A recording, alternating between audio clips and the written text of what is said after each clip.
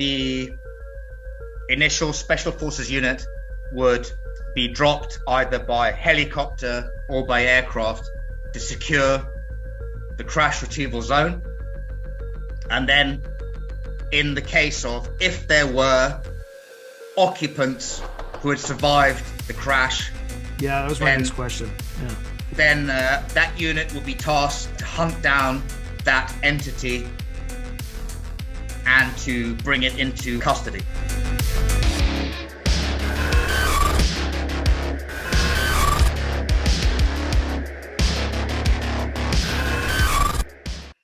Welcome back. We are here again with Franc Milburn. Frank, welcome back, my friend. Thank you, my brother. All right. So today we're talking crash retrievals. So Okay. To your knowledge, is this a real actual thing? And I don't mean crash retrievals for like a downed Soviet MiG. I'm talking crash retrievals of exotic UAPs, non-human, future human, or otherwise. I believe potentially all of the above. And I've actually personally been told by somebody that I worked with outside the military, but somebody who I vetted, that they were actually involved in a UK crash retrieval program and that they actually commanded the operation. And what time period was this roughly? 1980s. Okay. All right. So with a crash retrieval program, how was it organized? In other words, was it something that was event specific, i.e. put together on an ad hoc basis? Like there's an event, they just kind of gather certain units, or was there a practiced and kind of planned protocol when these things happen? I wasn't there, so I don't know. But from the bloke that I talked to, he said that it was an established unit that would have primacy to affect these kind of operations. Okay, so what that implies to me is that they happen often enough that there was a unit that would, I don't want to use the words routinely, but would often have to do these crash retrievals. In other words, in addition to training and all those other things. Okay, so when an event happened, and this is in the UK or is this globally? It's in the UK. Could this team be deployed outside of the UK? Yes. And to your knowledge, had it ever been deployed outside the UK? Frequently deployed outside the UK, but primarily in an anti-terrorism and in operations that require the highest secrecy, tier 1 units that operate outside of normal norms. Okay. So when you say tier 1 units, you're talking like SAS on the UK side, Delta on the US side, DevGru, also known as SEAL Team 6, those sorts of units that do missions that can be put into the black category where they're plausibly deniable and things like that. I'm talking about a unit that was beyond tier 1, beyond SAS, that recruits from the whole spectra of British military intelligence and elite units, but is totally outside the normal purview of government supervision. And where is this unit based? Not physically, but under what ministry in the UK government would have operational control over it? In terms of operations, and this is all open source, in terms of operations against, IRA terrorists, any enemies against the British state, this unit would normally have been subordinated under OPCON of the British Foreign Office, but also double tasked and operating under a unit of military intelligence. Okay, so this is MI6 or MI5? Well, because MI5 would be inside the UK, MI6 would be outside of the UK. So usually Foreign Office, so that's MI6, obviously. So it's kind of OPCOM to MI6, is that correct? But by OPCOM, for folks who are, who've never been in the military, operational control of, basically, is what you're trying to say. That would be correct, yes. But also OPCON to a British military intelligence unit, which I don't know about, in case of crash retrievals. But normally this unit would be OPCON MI6. And what were the constituents of the unit? Was it kind of like, in other words, if you take like Delta, for instance, they're organized into squadrons into troops into, I believe, teams. How were they organized? Small unit, probably less than 30 blokes, recruited from British SAS, SBS, and Special Reconnaissance Regiment, and also attached military intelligence units as required. Okay. And then for folks who don't know, most people know about SAS, but SBS is the Special Boat Service. It's equivalent to U.S. Navy SEALs. Is that an accurate statement? Yes. Okay. All right. Let's step away from this and let's say a UAP crashes somewhere. Let's call it like the southwest of England. When this happens, what's kind of the protocol? Like in terms of, do they get satellite intelligence that something's coming or something crashed? And then how quickly does the team deploy and how does it deploy? The team would deploy very rapidly, and it would have primacy beyond local police units and beyond any other forces of the British state. They would have impunity to operate, absolutely. Okay.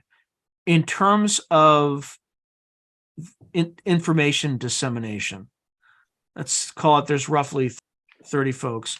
Not all of them would be involved in this retrieval. There would be some small team, or would the whole unit be involved? The initial Special Forces unit would be dropped either by helicopter or by aircraft to secure the crash retrieval zone. And then in the case of, if there were occupants who had survived the crash. Yeah, that was my next question. Yeah. Then that unit would be tasked to hunt down that entity and to bring it into custody. Okay, so the primary mission was to capture it alive. To your knowledge, have there been incidents where these entities kind of didn't submit, they tried to fight? I've never heard that, but I'd be very surprised if anybody would fight back against a paratrooper or a special forces operator, because we basically fucking drill everybody. Okay, so they capture these entities or gather them up. That sounds like that's mission number one when you secure the site.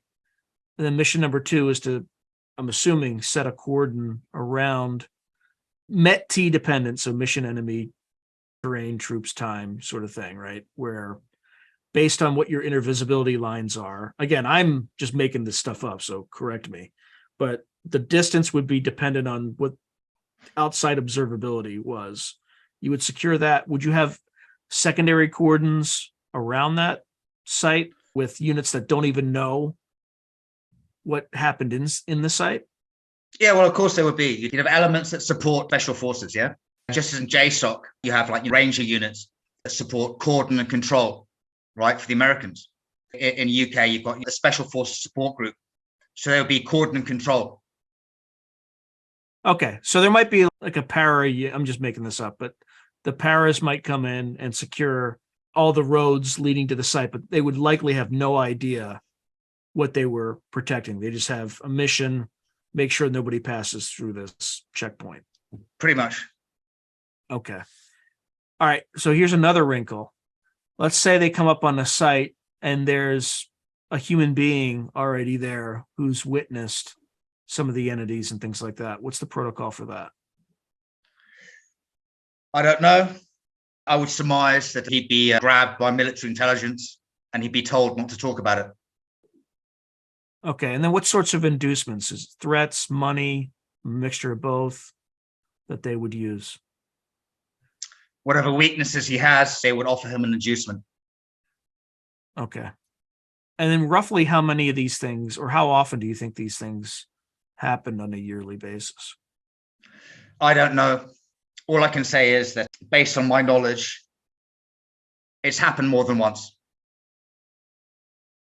Do you have any knowledge if, I mean, is this unit still, or similar unit still in existence? It is, yes. Okay. And then how do they ensure that these individuals, when they retire and things like that, stay quiet about the nature of their roles in the past? Because like me, if you talk about stuff you're not supposed to talk about, you know that you'll get slaughtered. Okay. Have there ever been any cases that may have happened where somebody tried to say something and they just kind of disappeared? Not that I've heard about in military intelligence. I've heard about members of special forces working for drug cartels who've been slaughtered or arrested. Yeah, I know the U.S. has that problem with the drug cartels in the South. A lot of them were trained by, at one point, intentionally by the U.S. government, but in later years by former members of Delta. So yeah, but again, look, it's all about if you've worked for military intelligence in the UK or UK special forces, have you betrayed your country? Have you divulged military secrets? Or have you gone to work for like a cartel in South America? If you have, then obviously that's a problem. And then you're an embarrassment to your country because, they don't teach us and they don't train us everything that we know so that we can sell our wares to organized criminals. And the majority of us don't. Right. There's always one guy, right? If you do, and I know of cases, if you do try to sell what you know, I know that you will be taken out. Now, some of that stuff you can, for instance, you can work as a mercenary or something like that if you get approval, right? Correct? Like they don't just take out anybody. It's just if they just start working for like Spetsnaz or something like that, then you're going to have problems. Well, no, I mean, like me, I was like, low level. I went to work for a former British Army mercenary group in Iraq, and that was no problem because I was doing PSD for, the State Department and DOD. But if I'd opened my mouth about UAP and, what I know, then maybe I would have been fucking slaughtered. Yeah. Okay. So they're doing this crash retrieval operation. Was there any joint coordination with NATO, United States, anything like that? Like you ever have CIA officials or DIA, anything like that was involved? My knowledge was it was like a totally British. Okay. Yeah, that's interesting. I've heard that before, not just with the British. This crash retrieval topic seems to be a nation state specific thing. There's no sharing on crash retrievals. It's just kind of. Well, no, I think you've got British aerospace in UK, and you've got British aerospace systems in the United States, right?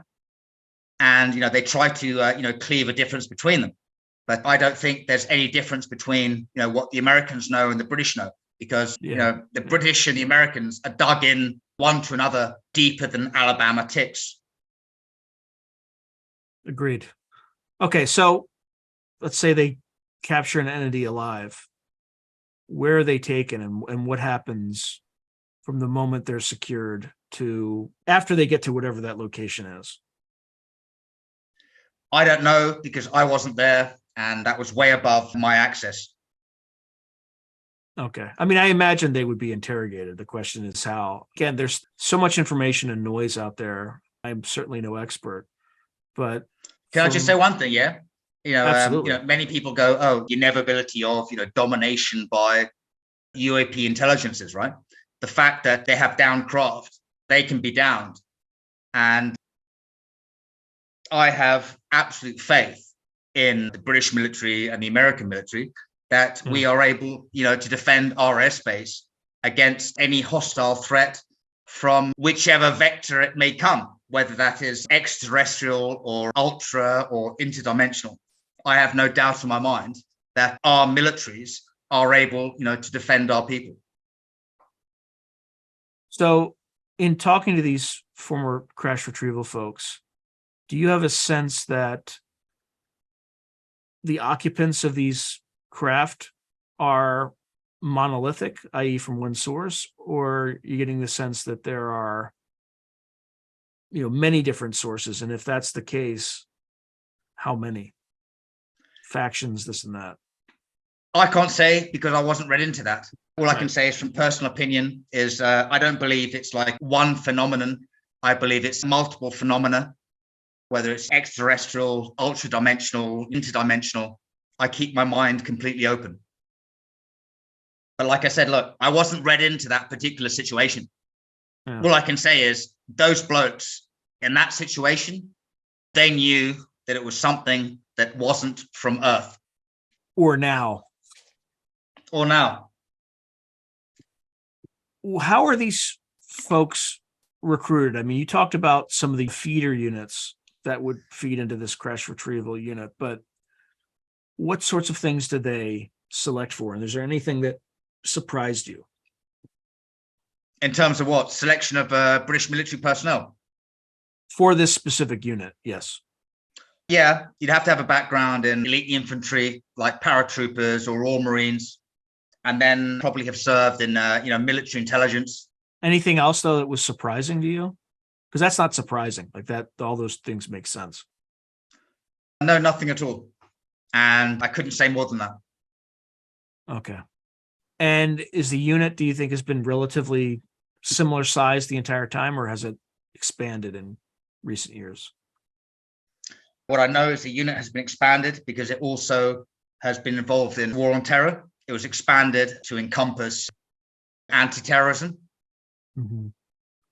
But look, I'll tell you what I can share with you is that when there is a problem, like a major problem, MI6 and the CIA, they get together with heads from JSOC and with Directorate of Special Forces in the UK. And what they do is they say, look, here's a problem.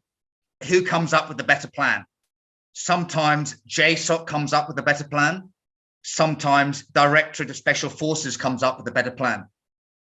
But Americans and Brits very well embedded with each other. And it's almost like a symbiotic relationship. It makes sense. Absolutely makes sense. Do you have any knowledge of what the U.S. equivalent is for these crash retrieval programs? Yeah, I'd be looking at the Air Force Special Operations Unit with JSOC, or with JSOC in general. PJs. Exactly. Well, PJs and also Special Operations Operatives. Okay, so maybe potentially members of Delta, potentially members of DevGru. Yeah, but also, I mean, like, American Special Operations is enormous. If you look at, Special Operations Command, there's like, 100,000 plus people, operators and support personnel who operate in support of American Special Operations Command. Then you look at JSOC. Then you look at Director of Special Forces. There's some very, very elite units that could be focused on this topic. And how long do you think the U.S. has had similar programs? I would assess for at least the last 8 decades. Oh, wow. So this predates Special Forces, American Special Forces. It predates Delta. It Navy SEALs. Predate the SEALs. SAS. Yeah. So if I had to surmise, prior to World War II and during World War II, I would assign that mission to the OSS, right? Yeah, but Yeah, OSS so only strategic appeared services. like in the late 40s. Yeah, during World War II. Before that, Now I you're have no talking idea. like MI6, maybe Special Operations Executive, but that primarily wasn't their forte. I don't know. I mean, I consider myself an expert in military intelligence, both American, British, German, from World War II onwards. And I've seen nothing in World War II that would indicate that the Brits or the Americans in the early 40s knew about UAP. I'll just give an example. My great uncle Maxime, he was CZM Bureau, 6th Bureau. He was French intelligence.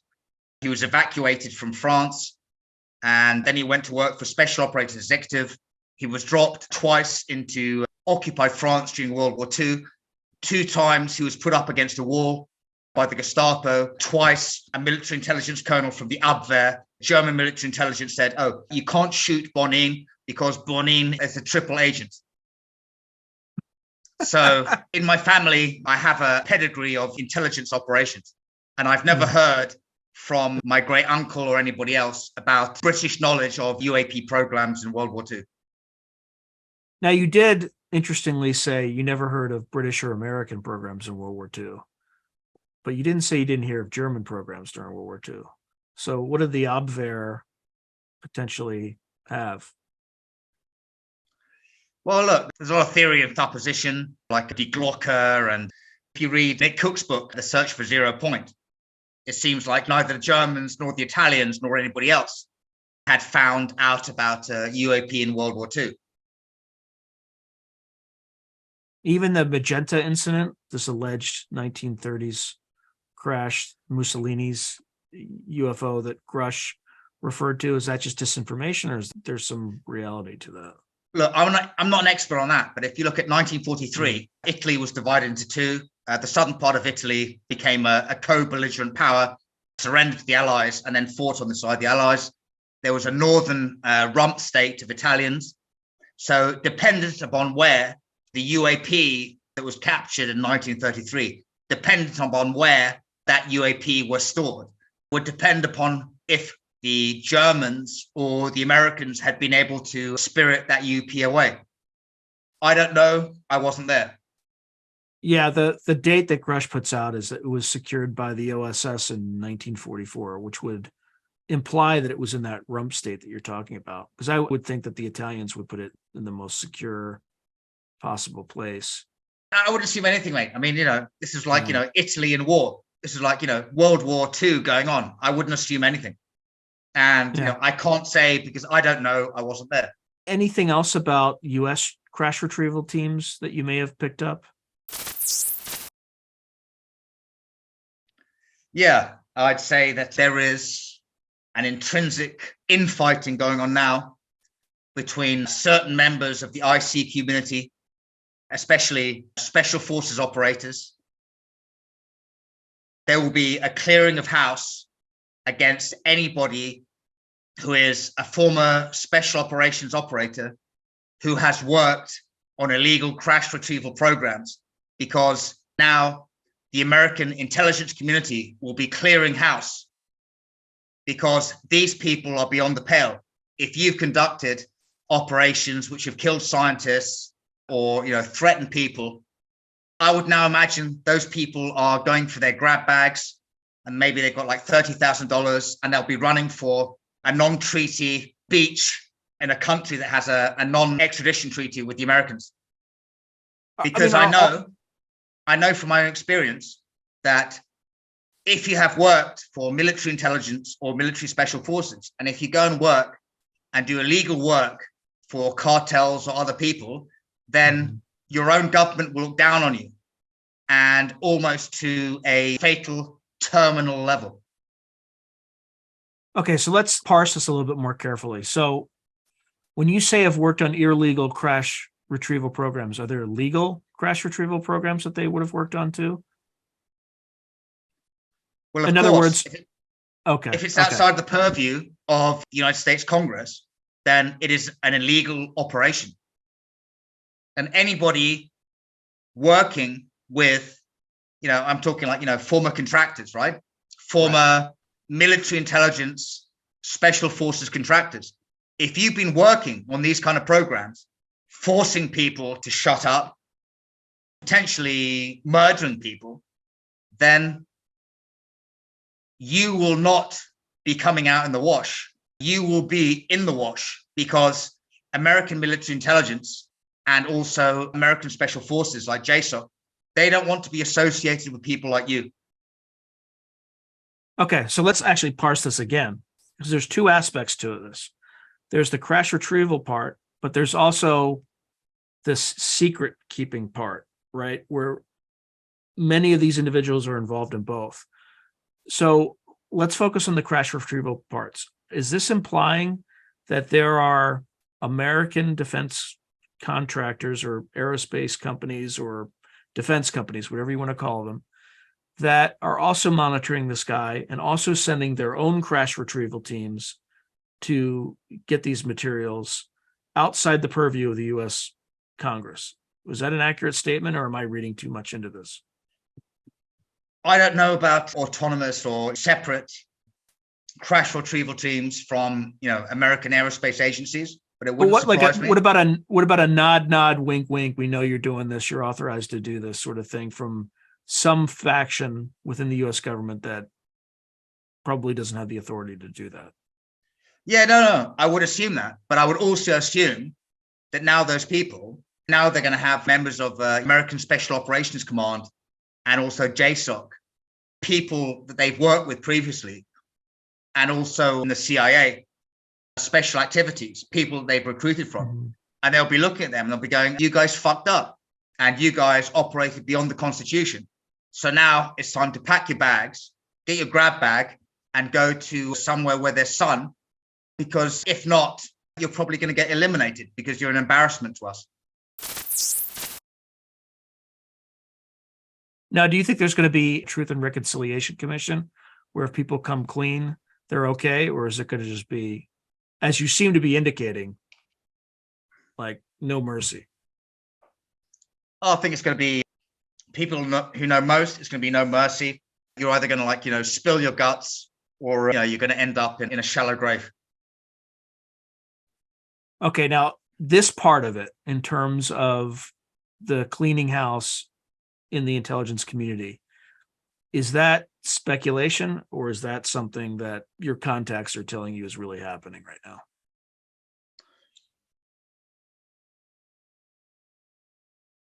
It's something that I have experience of. Okay. All right. I'm not going to push you because I know you got to be careful. Where do you think this kind of an infighting is going to lead in the next 2 years? Is it pretty clear that one side's going to come on top, or is it still uncertain right now? Are you talking about the special operations and intelligence? Yeah. Yeah. In terms of the people who conducted illegal crash retrievals versus no. Intelligence, they're gonna clean house, because there's a lot of them who talk to me and who are totally pro disclosure, not pro, okay, we're going to show you the craft and beings and formaldehyde. You can't do that. Right. And that's but the ones who are, we swore an oath to the American Constitution. Yeah. And there's a lot who didn't.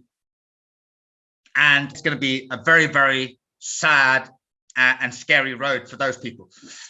Well, they all swore an oath to the Constitution. They just didn't necessarily adhere to that oath. Yeah, but I'll tell you, in my experience, if you're former special forces, if you operate with the cartels, or you operate with somebody unsanctioned. Yeah, because there's varying degrees of people, right? So you have some, based on context, you have some people who are conducting illegal crash retrieval programs on behalf of some entity within the government. That's illegal. But then you have people who operated as contractors on the, I talked about this, I was parsing between the two. There's a crash retrieval, but there's also the secret keeping.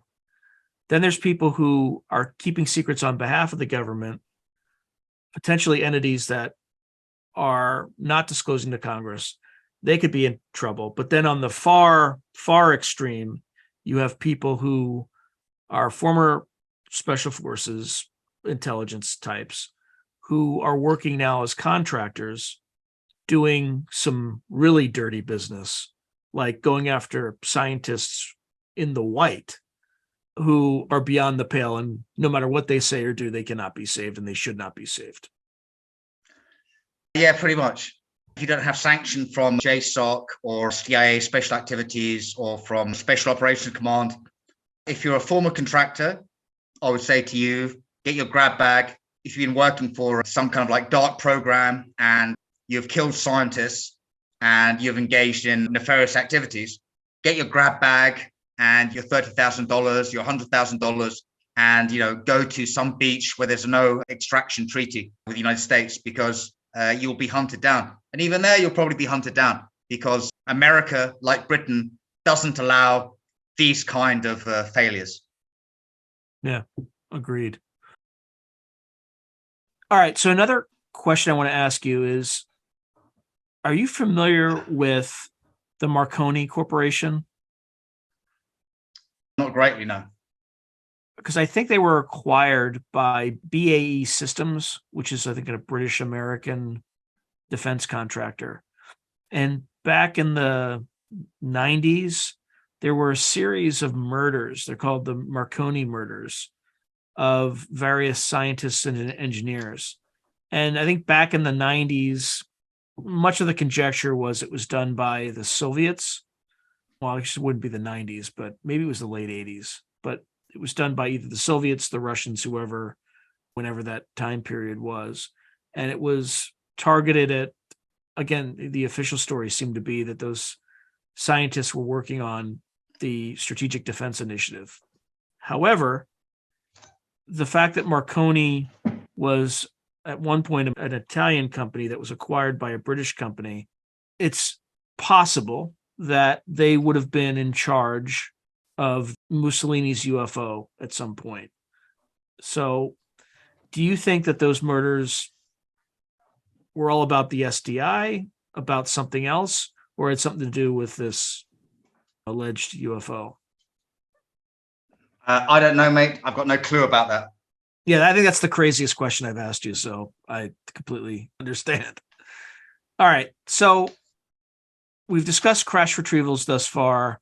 Do you have any knowledge of Chinese or Russian crash retrieval programs? I don't, not specifically, but Okay. they would be stupid if they were not. As I said in my first paper, it would be a prime target for, Chinese military intelligence. Have there ever been any cases where there was a crash that was in an unaligned country somewhere? I'm just making this up, but call it Africa, where multiple crash retrieval teams showed up at the same time from different countries, i.e., maybe a Western unit, US, UK, and then the Russians show up as well, or the Chinese show up as well? I don't know. All I could say is that if that situation were to occur, then, I'm sure the Brit blokes would come out on top. Yeah, because the securing the site would not only be about securing the ET, it would be about securing the site. No, because we're Brits. Yeah, well, I mean, you have to shoot some Russians or whoever else was trying to. No, because the Brits are the best. You're not going to get me to say it. You're not going to get me to say it. But I highly respect the Brits, and your military is amazing. So The American military is amazing as well, but you have to think that I've been through 2 generations of war.